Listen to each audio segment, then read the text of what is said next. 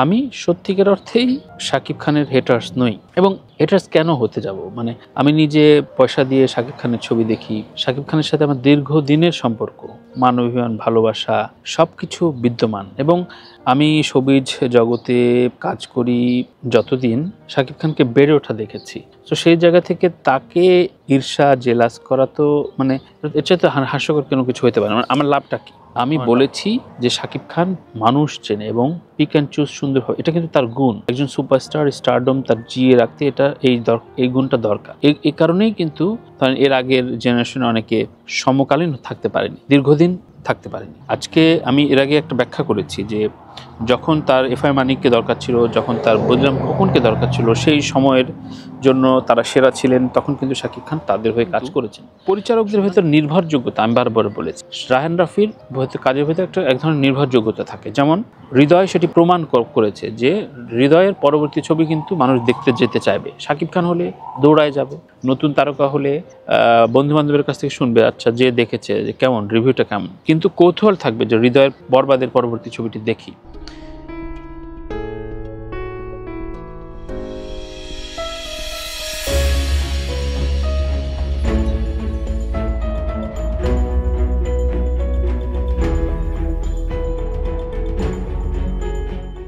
আজকে দারুণ ওয়েদার, আমি নিউ ইয়র্কে আছি।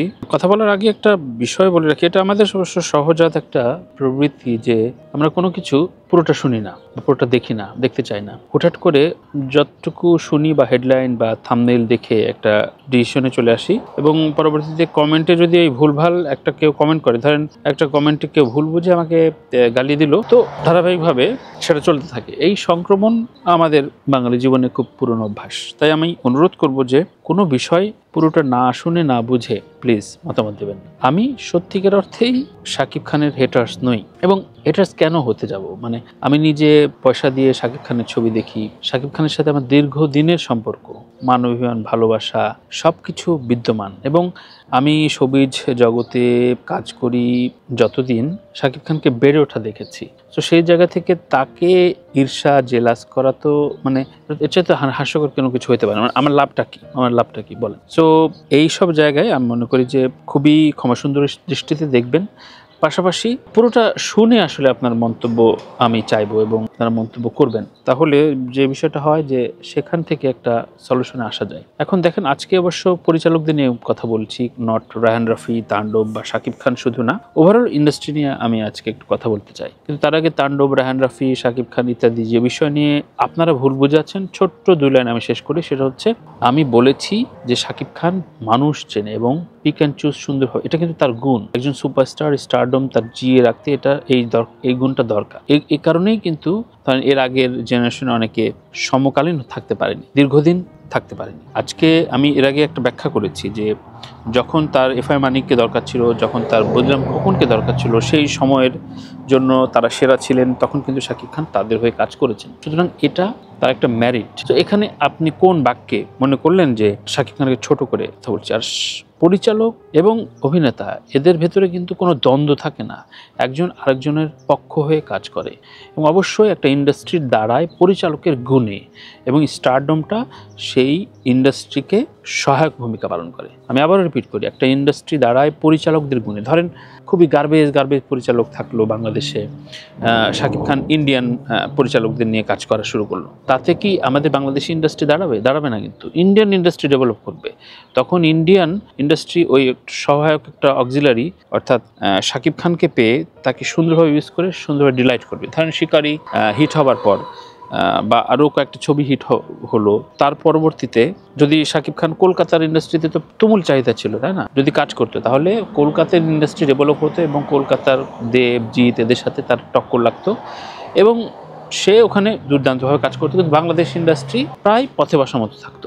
যেমন ধরেন আমি একটা আরও রূঢ়ভাবে বলি, যেমন জয়া আহসান আমার খুব কাছের এবং দীর্ঘদিনের আমাদের একটা বন্ধুত্বের সম্পর্ক রয়েছে এবং পারিবারিক সম্পর্ক হচ্ছে। এখন জয়া যেভাবে কাজ করছে, দীর্ঘদিন কাজ করছে টলিউড ইন্ডাস্ট্রির সাথে, কিন্তু টলিউড ইন্ডাস্ট্রির সাথে যদি বলি যে টলিউড ইন্ডাস্ট্রিতে যতদিন সার্ভ করেছে, সে তার প্রয়োজনে গিয়েছে, এই সার্ভ তার ব্যক্তিগত উন্নয়ন হয়েছে, কিন্তু আদৌ থেকে বাংলাদেশি ফিল্ম ইন্ডাস্ট্রি মানে সেভাবে যা এন্ডোর্স করতে পেরেছে, পারেনি। কিন্তু যেটা করার চেষ্টা করছে শাকিব খান। এই জায়গা থেকে কোনো দ্বন্দ্ব নাই, কিন্তু ইন্ডাস্ট্রি অবশ্যই পরিচালকদের ডেভেলপমেন্টের জন্য দাঁড়ায়। এবং যদি একজন ইন্ডাস্ট্রিতে এরকম পপুলার ফ্যাক্টর, আপনারই তো তার শক্তি, এই পপুলার ফ্যাক্টর মতো ধরেন শাকিবের মতো কাছাকাছি লেভেলের জনপ্রিয় আরও যদি 2-4 জন তারকা থাকতো, ইন্ডাস্ট্রি বুম করতো। কারণ পরিচালক তাদের নিয়ে কাজ করে আরাম পেতেন। ভালো ছবি, মন্দ ছবি, আর জনপ্রিয় ছবি, অজনপ্রিয় ছবি, এটার একটা অন্য তর্ক আছে, আমি আরেকদিন এটা নিয়ে আলাপ করব। কিন্তু পরিচালকদের ভেতর নির্ভরযোগ্যতা, আমি বারবার বলেছি, রায়হান রাফির কাজের ভেতর এক ধরনের নির্ভরযোগ্যতা থাকে। যেমন হৃদয় সেটি প্রমাণ করেছে যে হৃদয়ের পরবর্তী ছবি কিন্তু মানুষ দেখতে যেতে চাইবে। শাকিব খান হলে দৌড়ায় যাবে, নতুন তারকা হলে বন্ধু বান্ধবের কাছ থেকে শুনবে, আচ্ছা যে দেখেছে যে কেমন, রিভিউটা কেমন, কিন্তু কৌতূহল থাকবে যে হৃদয়ের বরবাদের পরবর্তী ছবিটি দেখি। শিহাব শাহীন একটা পরীক্ষিত নির্মাতা, দাগি দারুণ বানিয়েছে, এর আগের ছবিটিও দারুণ বানিয়েছে, এবং অ্যালেন স্বপন থেকে শুরু করে আপনি তার কাজ নিয়ে আপনি সমালোচনা খুব কম পাবেন, এবং তার একটা দারুণ ম্যারিট রয়েছে। অমিতাভ রেজা একটা দুর্দান্ত, মানে দেখতে ভালো লাগে তার গল্পগুলো, একটা অন্য ঘরানার মিডল ক্লাস এবং খুব সামাজিক গল্প বলতে ভালোবাসেন, এবং সেটিতে সে পারঙ্গম। আদনান রাজীব খুব দারুণ কাজ করছে, এবং এর আগে যে কত ফিকশন বানিয়েছে রোমান্টিক ছোট ছোট গল্পের, সেগুলো সেই জনরার। সব মানুষ কিন্তু অ্যাকশন দেখবে না, সব থ্রিলার দেখবে না, সব মানুষ কিন্তু রোমান্টিক ছবি দেখবে না। সুতরাং বিভিন্ন ক্ষেত্রে বিভিন্ন জনরা তৈরি হবে। এই যে আমি যে কজন পরিচালকের কথা বললাম, তাদের ভেতরে যদি আমি বলি যে ধরেন আপনি আদনান রাজীব, শিহাব শাহীন, কিংবা আমি যদি বলি যে বরবাদের হৃদয় কিংবা রায়হান রাফি, এদের ভেতরে যদি আপনি ঠিকঠাক মতো তাদের ইউজ করতে জানেন বা ইউজ করতে পারেন, তাহলে ইন্ডাস্ট্রি এমনিতেই খুব দারুণভাবে বুম করবে। এবং তখন আর আমাদের এই ইন্ডাস্ট্রিতে এই তারকা সংকট বলি, আমাদের ইন্ডাস্ট্রিতে এই যে বারবার বলা হয় যে ইন্ডাস্ট্রি গ্রো হচ্ছে না, তারকা নাই, সো এই দ্বন্দ্বটা থাকবে না। তারকা যেমন একজন পরিচালক তৈরি করে, যেমন এফআই মানিক তৈরি করেছে শাকিব খানকে, এরপরে শাকিব খানকে হয়তো পথ হাঁটাটা শিখে দিয়েছে, কিন্তু এরপরে কিভাবে সে চলবে, কিভাবে সে ম্যাচিউরড হবে, কিভাবে সে সময়ের সাথে চলবে, সেই জায়গাটা কিন্তু দায়িত্ব অবশ্যই শাকিব খানের। শরীফুল রাজ, রায়হান রাফি তাকে অলমোস্ট বুঝিয়ে দিয়েছে যে কিভাবে চলতে হবে, তার স্টারডম। সিয়াম, রায়হান রাফি বুঝিয়ে দিয়েছে। শহীদ ইসলাম খোকনের হাতে রুবেল এসছে। রুবেলের ওই সময় দেখা যেত যে শহীদ ইসলাম খোকন এবং রুবেল যখন একসাথে কাজ করতো, সেটা বুম করতো এবং সেটা ব্লকবাস্টার হিট হতো ম্যাক্সিমাম। মানে এর মধ্যে ফ্লপ যে হয়নি তা না, কিন্তু ম্যাক্সিমাম ক্ষেত্রে সেই ছবিগুলো কাজে দিত। এখন আপনি কি কখনো বলতে পারবেন যে না, আরে রুবেল আছে বলে তো শহীদ ইসলাম খোকন হয়েছে? সেটা কিন্তু রুবেলও স্বীকার করে না, বলে না, এবং খোকনও কখনো বলেন যে রুবেল শুধু আমার জন্য হয়েছে। এটা একটা পেয়ার থাকে, এবং পরিচালক যখন ভালো হয় তখন সেই ইন্ডাস্ট্রিটা অন্যভাবে ডেভেলপড হয়। এই কথা খুব সরল স্বীকারোক্তি না, সরল এবং খুবই প্রমাণিত কথা আমাদের টোটাল এন্টায়ার যে ফিল্ম ইন্ডাস্ট্রি সারা বিশ্বে, তার সেসব ক্ষেত্রে পরিচালক ম্যাটার করে বলেই অ্যানিমেশন ছবিতে শুধুমাত্র গল্প দেখতে, যে তার গল্পটা কীভাবে বিন্যাস হয়েছে সেই গল্প দেখতে যান। পরিচালক ম্যাটার করে বলে অ্যাভাটার, জেমস ক্যামেরন, ধরনের স্পিলবার্গ, এরা যখন বিভিন্ন এলিমেন্ট দিয়ে বানায় তখন কিন্তু কোনো তারকা থাকে না, কিন্তু তারকা যখন স্টার্ট, যেমন টম ক্রুজ যখন একটা ছবি বানায় তখন কিন্তু সেই ছবিতে কে পরিচালক আপনি বলতে পারবেন না যে টম ক্রুজ সিরিজের কোন সিরিজ কে ডিরেক্ট করেছে, ওটা টম ক্রুজের ছবি। তেমনি শাকিব খানের ছবি শাকিব খানের ছবি। সো এটা ভাইস ভার্সা। যখন কিছু কিছু ক্ষেত্রে মেগাস্টাররা পরিচালকের স্টারডমকে ছাড়িয়ে যায়, কিন্তু সমগ্র ক্ষেত্রে আমার ইন্ডাস্ট্রি ডেভেলপের ক্ষেত্রে পরিচালকরা মেন রোল করে। এই সরল সত্য কথা আপনারা যদি না বুঝতে চান, তাহলে প্লিজ কোনো তর্কে আসবেন না। তর্কে আসলে হয় কি, ধরেন আপনি আপনার মতো গালাগাল দিলেন, তাতে মনে হয় আপনার মূর্খতা প্রকাশ পেল। একসাথে আমার কষ্ট হয় যে আমি বোধহয় আমার কথাগুলো আপনারা বুঝাইতে পারলাম না।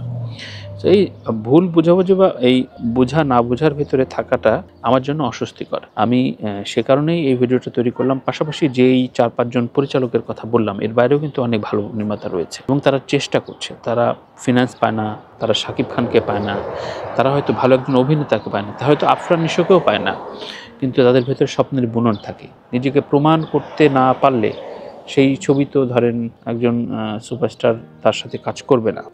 আবার ধরেন নিজেকে প্রমাণ যখন না করা যাবে, তখন আবার ওই তারকারাও তার সাথে ছবি কখনো করতে চাইবে না। সো এই সত্য সরল বিষয়গুলো আপনারা যদি পুরোটা না শুনে না বুঝে আমাকে নানানভাবে গালাগাল করেন, গালমন্দ করেন, তাহলে সত্যিকার অর্থেই আমি করজোরে আপনাদের কাছে মিনতি করছি যে আমাকে অ্যাভয়েড করেন, আমার কথা শোনানোই দরকার নেই। আমি আসলে কাউকে ক্রোধের জায়গাতে নিয়ে যেতে চাই না, আমরা একটা আলোচনা করতে চাই। এবং আপনারা যেমন শাকিব খানকে ভালোবেসে ফিল্মটাকে ডেভেলপ করতে চান, হয়তো শাকিব খানের প্রতি ভীষণ রকম অন্ধ, এই অন্ধত্বে কোনো দোষ নাই, এই অন্ধত্বে কোনো খেদ নাই। তেমনি আমিও চাই যে এই ইন্ডাস্ট্রি শাকিব খান যেমন সফল হচ্ছে এরকম আরও অনেক ছেলেপেলে সফল হোক। শাকিব খানের সফল হওয়াতে আমার কোনো ঈর্ষা, জ্বালাপোড়া, হিংসা বা কোনো রকম দূরত্ব নাই। এবং বরবাদের ক্ষেত্রেও তাই, বরবাদের সাকসেসের জায়গা থেকে আমি প্রথম হৃদয়কে, ও আমার সাথে টানা 2-3টা শো করেছে, আমাদের সাথে কথা হয়। এবং বরবাদ এর সাকসেস দেখেন, শাকিব খান মিশা সওদাগরের রেফারেন্সে যে কাজটি করলো, মিশা সওদাগর বলেছিল বলে শাকিব খান তার প্রতি ট্রাস্ট করেছে। এর পরবর্তীতে মনে হয়েছে যে না, এর ভিতরে মেরিট আছে। বরবাদ তো সেই কাজটা করে দেখিয়েছে, সুতরাং সেটা শাকিব খানের জন্য বরবাদ আজকে ব্র্যান্ড ভ্যালু পেল কে? হৃদয় তার পরবর্তী ছবি কাজে লাগাতে পারবে। সেটা তো শাকিব খান সময় দিতে নাও পারে, তাও ইন্ডাস্ট্রির জন্য এন্ডোর্স করা হলো। সুতরাং এই জায়গায় শাকিব খানকে অবশ্যই স্যালুট দেই যে তিনি চাইলেই বলিউড ইন্ডাস্ট্রিতে দাঁড় করানোর জন্য নতুন ড্রাইভ করতে পারতেন। টলিউড ইন্ডাস্ট্রি তার দখলে প্রায় চলে গিয়েছিল, সেখানেও তিনি রাজত্ব করতে পারতেন। কিন্তু বাংলাদেশি পরিচালকদের নিয়ে যে কাজ করছেন এবং খুঁজে খুঁজে নতুন নির্মাতাদের কাজ করছেন, এটা আমাদের ইন্ডাস্ট্রির জন্য বিশাল বিশাল বিশাল কাজে দিচ্ছে। সবাইকে ভালোবাসা, ভালো থাকার প্রার্থনা। এবং আপনাদের জানিয়ে রাখি যে আসেন আমরা একটা গুড ওয়েবে আলোচনা করি, তাহলে আমাদের ইন্ডাস্ট্রি ডেভেলপ করবে। আল্লাহ হাফেজ। নিশ্চয়ই নতুন কোনো আলোচনায় কথা হবে। Good luck.